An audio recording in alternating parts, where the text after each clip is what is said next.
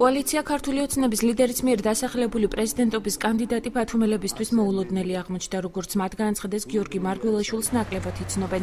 მოქალაქეებს ასევე უჭირთ მარგველაშვილის პოლიტიკური და პროფესიული წარსულის გახსენება.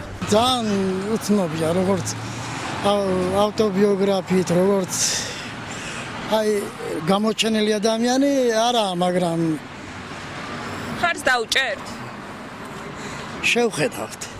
ყველაზე მეტად მე მინდა რომ მაგალითად ყოფილიყო ან ბურჯანაძე ან თუნდაც ალასანია ყოფილიყო უნივერსიტეტები რა. ვერ წარმოვიდგენდი მაგით უნდა იყოს პრეზიდენტი, იმიტომ რომ არ ვიცი, მის საუბარი მე ადრესს მაქვს ნანახი და მაგრამ მგონია რომ ეგ იყოს პრეზიდენტის რანგში რაღაც. პრეზიდენტი ცოტა სპანერი ფიქრობ რომ არის დღეს ისეთი პოლიტიკაში და უშუალოდ შეიძლება რომ უფრო ალასანია მაგალითად დიდი სიამოვნებით სიტყვაზე.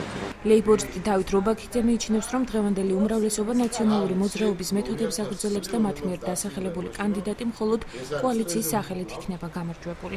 იცით, დეპუტატები როგორ გახდნენ აჭარიდან, დეპუტატები როგორ გახდნენ სრულიად საქართველოსდან. დღეს ყველა იძახის, რომ ჩვენ ხმა იმაზე არ მიგვიწია, ჩვენ ივანიშვილს მივეცით ხმა. ხვალ შემოგიბრუნდება და ისევ გვეტყვის. ჩვენ მარგველაშვილი არ აგვირჩევია, ჩვენ ავირჩიეთ ივანიშვილი. სად მივდივართ? მივდივართ ისევ იმ დიქტატურისკენ, რომელიც ჰქონდა ნაციონალურ მოძრაობას. რობაქიძის მოსაზრებას არ ეთანხმებიან უმრავლესობაში და განმარტავენ, რომ გიორგი მარგველაშვილი პიროვნულად ბევრი ღირსების მატარებელია და ის არც ერთ პოლიტიკურ პარტიას არ წარმოადგენს. კოალიციის მთავარი ინტერესი არის საზოგადოებისთვის და პოლიტიკური პარტიებისთვის შეჯერებული ადამიანი წარმოეჩინა პრეზიდენტობის კანდიდატად. ამ შემთხვევაში გიორგი მარგველაშვილი სრულიად შეძლებს იმ კრიტერიუმების და იმ მოთხოვნების დაკმაყოფილებას, რასაც ქართული საზოგადოება უყენებს პრეზიდენტობის კანდიდატს.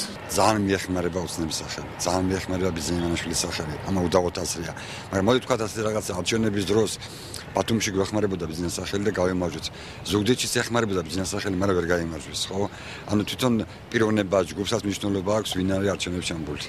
საპრეზიდენტო არჩევნებში მონაწილეობა შალვა ნათელაშვილიც იღებს. დამოუკიდებელ კანდიდატად კი არჩევნებში მონაწილეობას არ გამორიცხავს სალომე ზურაბიშვილიც. ამის შესახებ მან ინფორმაცია დღეს გააჟღერა.